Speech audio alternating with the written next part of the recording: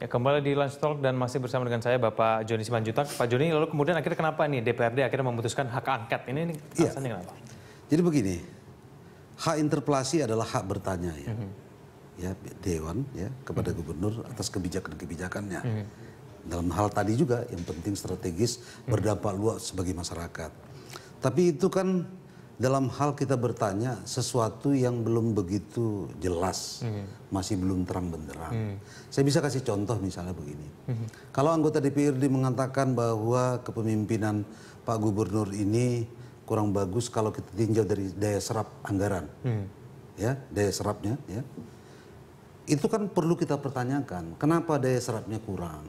Karena faktor ini. Ya kita mungkin ajukan interpelasi. Tapi hak angket ini kan penyelidikan, ya sudah jelas ada pengakuan bahwa Gubernur ya mengirimkan APBD yang bukan hasil kesepakatan ini. Nah kan sudah terang benderang, ngapain lagi kita bertanya sama beliau? Langsung aja kita selidiki, tak kita lihat bagaimana. Nanti di situ DPRD akan. Tapi kalau diselidiki bukankah lebih baik interpelasi saja Pak Joni, biar Pak Ahok bisa langsung menjelaskan begitu? Siapa?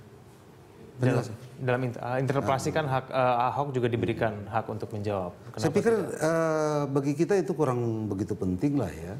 Karena memang kita katakan tadi anggaran itu kan sudah diakui dikirimkan ke sana. Ya, dia mengatakan dia mau mengacu kepada surat edaran Kemendagri. Jadi hasil kesepakatan DPRD ini kita nggak pikirin itu, ya, karena Pak Gubernur menganggap dia bisa membuat aturan sendiri, gitu. Anggapan kita seperti itu. Baik, nanti efektivitas dari hak angket ini apakah kemudian nanti bisa memaksa Ahok untuk merubah kebijakannya, Pak Joni?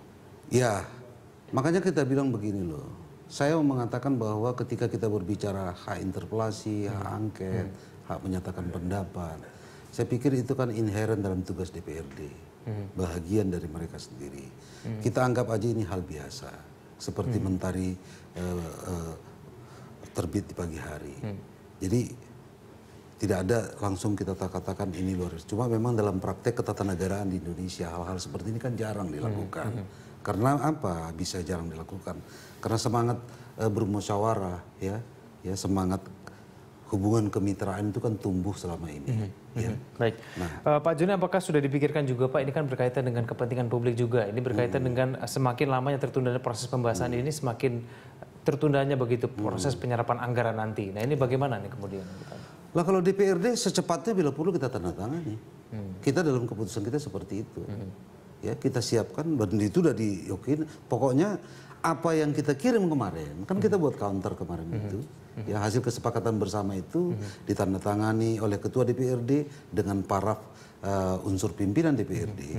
Itu sudah dikirim ke Mendagri. Secepatnya itu ada pimpinan DPRD akan tanda tangan. Lalu kemudian menurut Anda kenapa Ahok berbeda dengan yang sudah disepakati? Itu kenapa? Alasannya kenapa?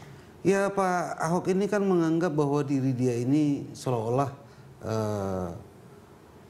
aturan, dia bisa bikin aturan sendiri dengan pencitraan bahwa dia adalah pemimpin yang bersih, ya pemimpin yang artinya pengabdi kepada masyarakat. Saya pikir itu cara beliau, ya. Nah, padahal kalau kita mau buat mainan sendiri, ya kan seluruh tindakan eksekutif, seluruh kebijakan eksekutif baik DPRD kan harus ada payung hukumnya.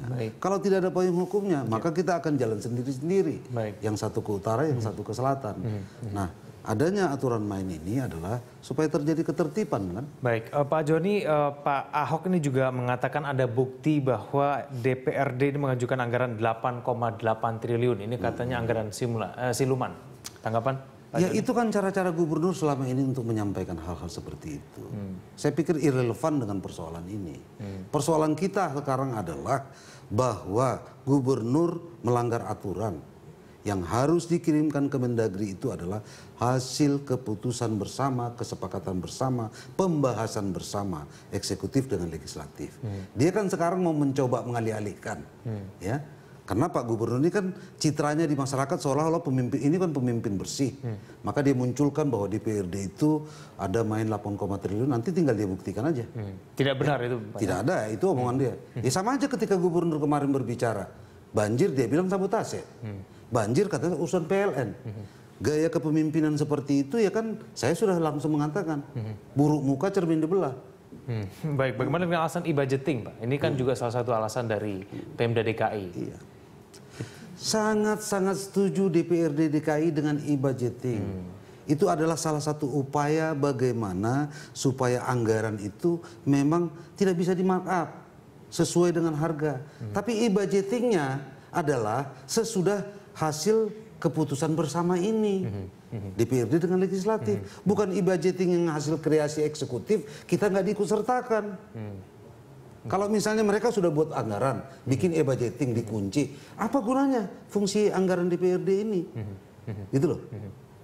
Kalau nanti misalnya ada undang-undang membuat tidak ada lagi fungsi DPRD, fungsi anggarannya, ya nggak masalah. Ini kan masih ada dan melekat gitu loh.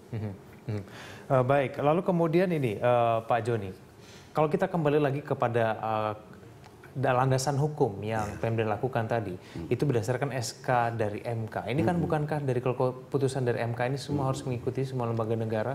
Kita tidak pernah dapat DPRD sendiri pun belum pernah dapat surat edaran itu. Kita kan tahu penyelenggara pemerintahan di daerah itu adalah gubernur beserta DPRD. Kalau gubernur dapat surat edaran tentang itu, mosok DPRD juga nggak dapat, kan gitu loh. Mengada-ngada? Ya saya pikir mengada-ada, sama aja seperti yang saya katakan tadi itu, banjir katanya sabotase. Oke, baik. Pak Joni, kita lanjutkan lagi dialog kita di segmen selanjutnya. Pemirsa tetaplah bersama kami di Lunch Talk.